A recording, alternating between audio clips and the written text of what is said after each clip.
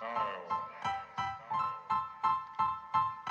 Style is the answer to everything. A fresh way to approach a dull or dangerous thing. To do a dangerous thing with style is what I call art.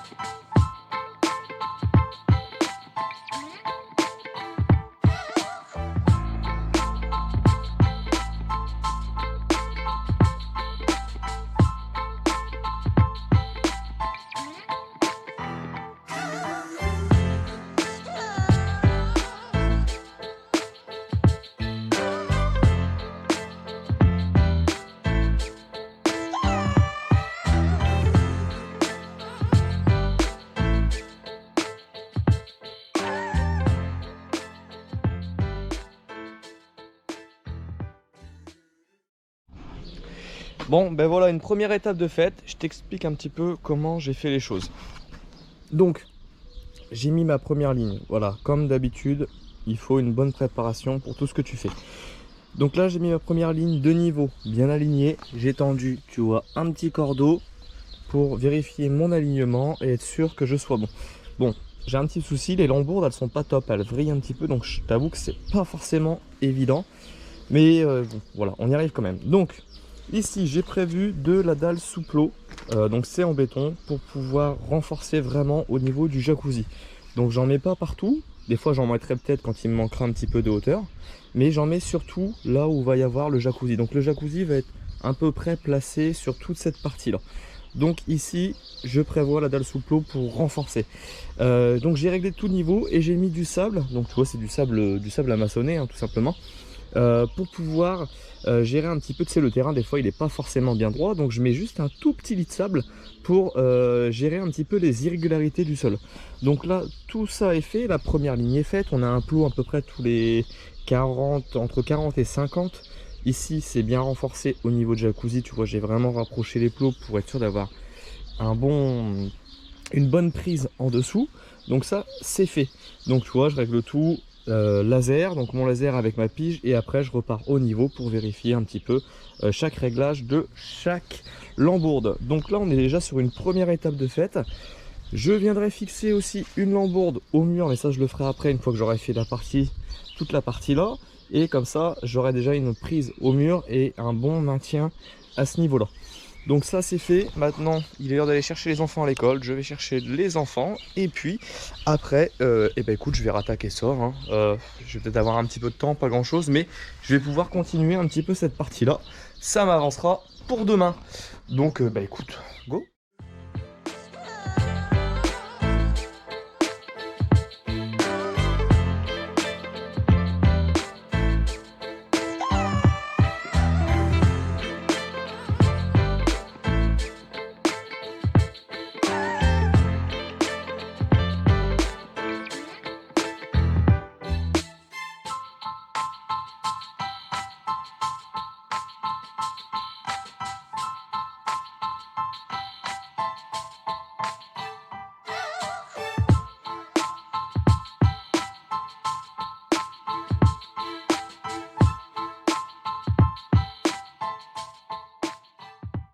Bon allez ça y est, une grosse étape de fête, quasiment, quasiment tous les plots sont mis et toutes les lambourdes.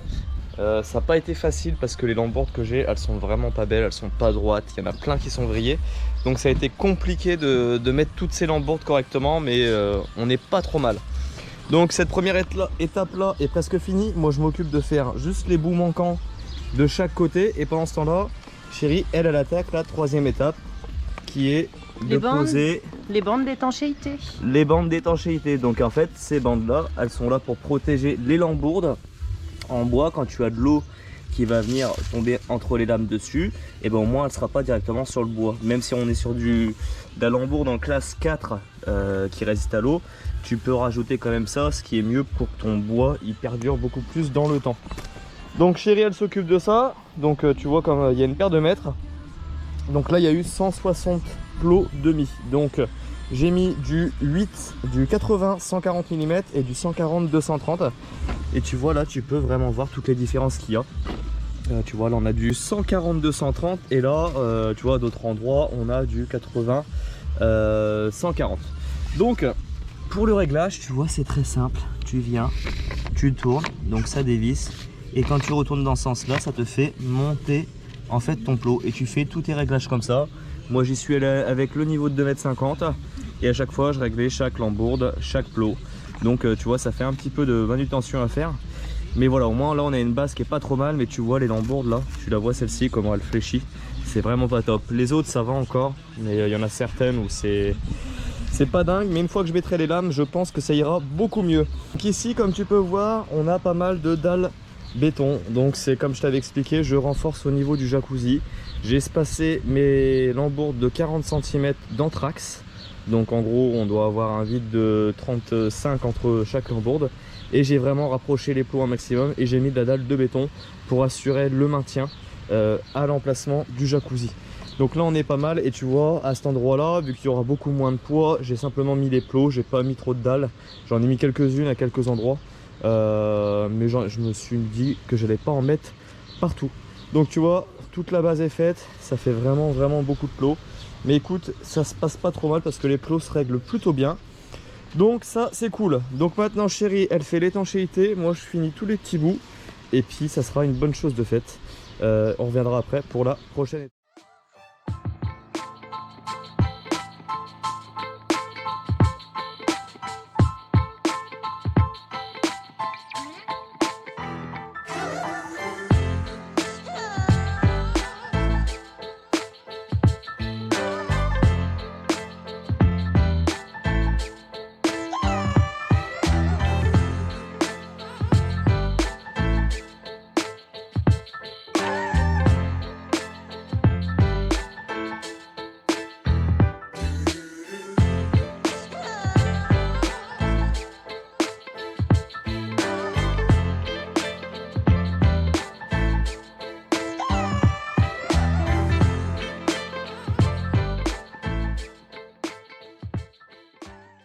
Bon, comme tu as vu, ça a bien avancé. Chérie est venue du coup donner un bon coup de main pour mettre du coup les adhésifs pour l'étanchéité et ça c'est super.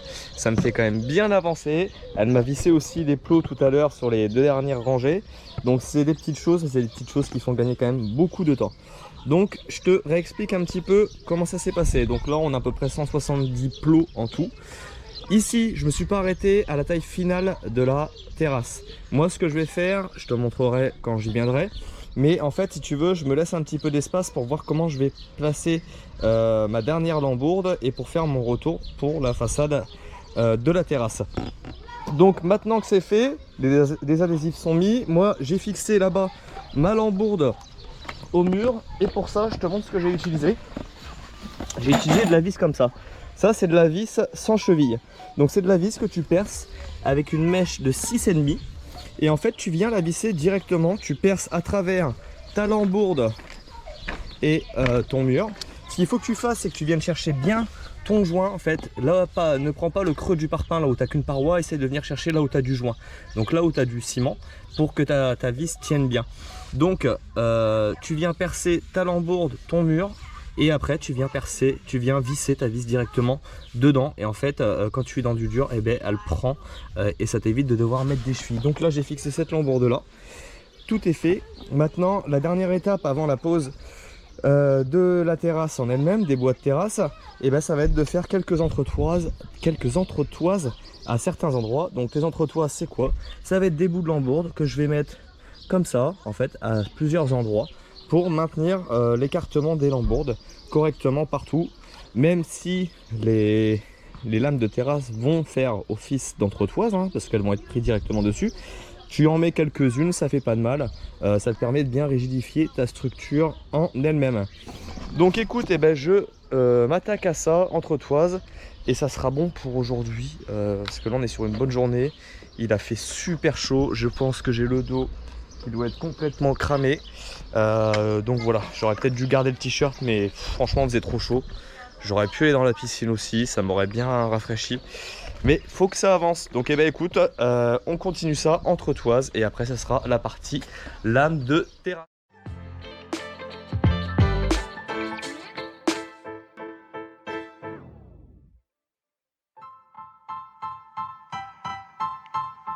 Style. Style is the answer to everything. A fresh way to approach a dull or dangerous thing. To do a dangerous thing with style is what I call art.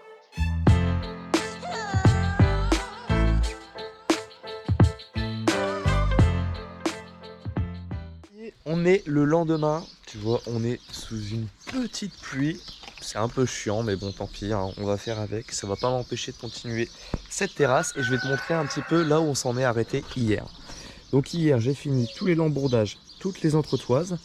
Et Chérie, elle m'a bien mis toute l'étanchéité là, toutes les bandes d'étanchéité autocollantes partout sur toutes les lambourdes. Donc ça, c'est vraiment super. Maintenant qu'il y a des entretoises, et ben c'est génial parce que ça bouge plus. Sans les entretoises, ça avait tendance quand même à bouger même quand tu montais dessus parce que on n'est pas non plus hyper stable, on n'est pas sur un sol plat et tu es fixé simplement par une vis. Donc au moins là, ce qui est bien, c'est que ça maintient toute la structure et je peux marcher dessus sans problème. Donc ça, c'est une bonne chose. Maintenant, je vais pouvoir commencer à attaquer mes lames de terrasse. Donc je vais t'expliquer par où je vais commencer et comment je vais procéder. Donc moi, j'ai décidé aujourd'hui de commencer par cette partie-là. Parce que ici, je vais avoir ma jardinière qui va venir là-bas. Donc ça va me faire commencer là où je veux que ma jardinière arrive. Et je vais dérouler ensuite toutes mes lames jusque là-bas. Donc je pense que je vais faire une première partie à peu près à la moitié de la terrasse, voire un peu plus. Et comme ça aujourd'hui, je vais pouvoir commencer, je pense, à poser le jacuzzi si le temps le veut bien. Et demain, je ne serai pas tout seul. Je vais avoir quelqu'un qui va venir m'aider à finir la terrasse là. Certainement commencer les jardinières. Quelqu'un que tu n'as encore jamais vu, que je ne t'ai encore jamais présenté et pourtant que je travaille avec tous les jours. Donc en fait tu vas rencontrer mon premier salarié. Ça fait maintenant un peu plus de 2 mois que j'ai, ça y est, j'ai recruté mon premier salarié dans mon entreprise parce qu'on a tellement de boulot qui tout seul ça commence à être compliqué. Donc demain tu découvriras Valentin, le premier salarié de la boîte Alex Batillaume, et ça c'est super. Donc comme on est lundi, on sera, pour te mettre un petit peu dans le temps là où on est, demain on sera le lundi de Pentecôte. Et le lundi de Pentecôte, tu dois une journée de solidarité alors à l'origine c'est pour les personnes âgées. On sait pas réellement comment ça se passe et ça je veux pas le savoir. Mais du coup je me suis dit tiens, plutôt que d'aller embêter mes clients un jour férié qui reçoivent de la famille, et ben on va aller travailler ensemble à la maison. Ça peut être plutôt sympa. Donc écoute, première étape là, je vais prendre mes éclairages. Donc je vais prendre mon éclairage pour savoir comment je vais venir placer ma première lame en fait, tout simplement là-bas. Je vais me baser à ce mur là parce que celui-ci part comme ça et celui-là pareil, il part un peu comme ça. Donc je vais me baser à celui-ci, droit d'équerre par rapport à celui-là. Donc pour prendre un éclairage sur des grandes longueurs comme ça, comment tu fais quand t'as pas de grand équerre? Et bah tout simplement tu viens utiliser la technique du 3-4-5. Je sais pas si tu la connais. Et si tu ne la connais pas, je vais te l'expliquer. Donc la technique du 3-4-5, c'est comment ça se passe pour avoir un équerrage. Donc là, tu as ton mur de référence sur lequel je vais me mettre d'équerre. Donc pour faire ta technique du 3-4-5, tu te traces un premier trait, par exemple ici, à 4 mètres.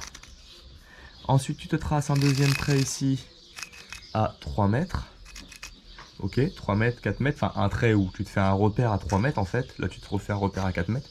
Et en fait, pour être d'équerre, il faut que ta diagonale qui vienne d'ici à ici fasse, elle, 5 mètres. Et quand tu prends ce point-là, 4 mètres, que tu viens repérer ici 5 mètres et que tu croises avec ton repère des 3 mètres, ça veut dire que tu sais que cette partie-là, elle sera d'équerre. Donc ça, si tu ne connais pas, je pense que c'est un bon conseil qui peut te servir. Nous, on s'en sert beaucoup dans le bâtiment, quand on a des grandes longueurs à faire, et surtout les maçons en extérieur. Et bien voilà, la petite technique pour faire le 3-4-5. Parce que là, moi, j'ai mon laser qui fait mes équerres, mais je ne sais pas si là, je vais le voir, parce que, ok, il fait pas beau, mais il fait quand même un peu jour. Je vais regarder déjà avec mon laser si j'arrive à le voir. Si je le vois pas, je ferai cette technique du 3-4-5 qui me permettra d'avoir mes éclairages nickel. Donc une fois que j'ai mon éclairage, je trace. Je vais essayer de tracer un coup de cordeau, un coup de bleu. Mais là vu que c'est mouillé, c'est pas sûr que ça tienne bien. Et puis à partir de ce moment-là, j'aurai ma première lame à mettre. Je t'expliquerai le système que je vais utiliser. Et puis voilà, c'est parti. Bon, ça y est, tu vois, mon départ est fait, enfin le traçage de mon départ du moins. Donc j'ai réussi à prendre mon éclairage avec mon laser, on voyait presque correctement. Donc j'ai réussi à faire mon éclairage qui était plus simple parce que j'ai mon mur ici. En fait, si tu veux, il fait une bosse comme ça. Donc tu vois, si je m'étais pris sur 4 mètres, j'aurais pas forcément été bon sur toute la longueur. Donc là, j'ai réussi à me prendre de mon point là-bas à ici et à rebalancer mon éclairage là. Donc ce que j'ai fait, j'ai pas fait un trou de cordeau parce que un trou de cordex bleu parce que je pense que je ne l'aurais pas vu. Donc ce que j'ai fait, j'ai mis une vis là-bas, une vis ici et j'ai tendu un cordeau. Tout simplement, ça sera plus simple je pense et au moins j'aurai ma belle ligne droite. Donc pourquoi on fait ça? Pourquoi tout simplement on fait pas un repère ici et un repère là-bas? Parce qu'en fait tu vois, ton bois c'est jamais forcément droit. Je sais pas si tu vas le voir comme ça, mais en fait c'est un peu vrillé, ça fait un peu la vague. Sur ce type de bois là, on est sur un bois résineux, sur un sapin, donc forcément ça travaille énormément. Donc pour mon départ, il fallait quand même que je me tire quelque chose de droit. Donc là, on va faire la première lame. Et comme je t'ai expliqué l'autre fois, là on va partir avec le système Fixego de chez Jouplast. Donc les plots en Jouplast, on a pris le système d'attache aussi. Alors, qu'est-ce qu'il a comme particularité ce système-là? Ce système-là, il te permet de faire de la pose de terrasse bois sans voir les fixations, donc avec de la fixation invisible. Donc tu n'auras pas toutes les têtes de vis visibles sur tes lames de terrasse. Moi, je voulais essayer parce que je me trouve quand même que ça sera plus sympathique d'avoir aucune vis apparente. Donc, je suis parti sur ce système-là. Donc fixation invisible, qu'est-ce que c'est? Et bien en fait tout simplement, tu vois ici déjà tu as ta notice comment utiliser en fin de compte tes fixations. Donc on te montre en fait, si tu veux, tu viens fixer ça sur le dessous de ta lame. Nous on a décidé en fait de mettre cette partie lisse apparente et la partie crantée comme ça en dessous. Et je trouve qu'esthétiquement c'est plus joli de voir le bois lisse que de voir le bois avec les formes comme ça. Je vais revalider avec Chéri quand même, mais logiquement on partirait comme ça. Donc ce système là, comment ça se passe? Et bien tout simplement, tu viens le mettre en fait, ici tu as une petite butée, tu viens le mettre comme ça, tu le visses en dessous, en fait tu viens mettre une vis ici, une vis là, pour maintenir ta planche. Une fois que c'est fait, tu viens retourner ta planche. Du coup, ton système, lui, il arrive comme ceci. Tu vois, une fois qu'il est fixé, il arrive comme ça sur ta planche. Tu viens glisser cette partie-là sous la planche que tu auras déjà mise, avec ton écartement que toi tu auras désiré.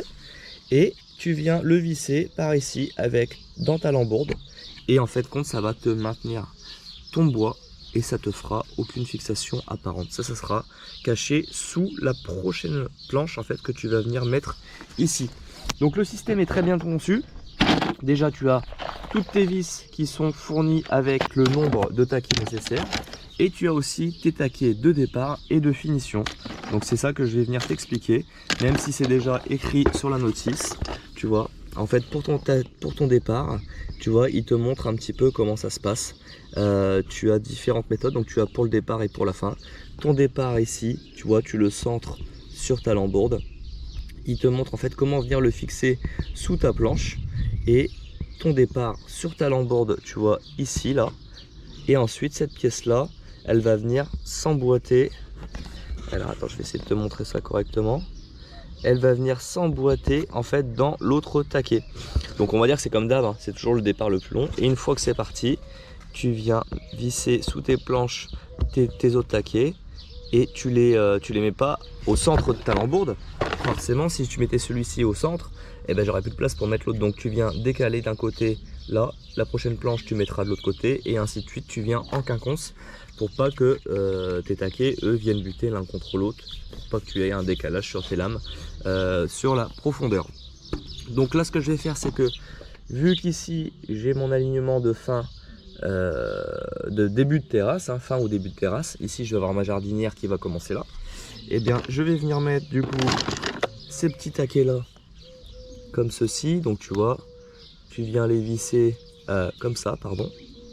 Celui-ci tu vas venir le visser comme ça sur ta lambourde, et l'autre que tu viendras fixer sous ta planche ici, il va venir tout simplement, tu vois, s'emboîter comme cela dedans. C'est ce qui va me donner mon départ, et tu vois, je vais pouvoir être bien droit.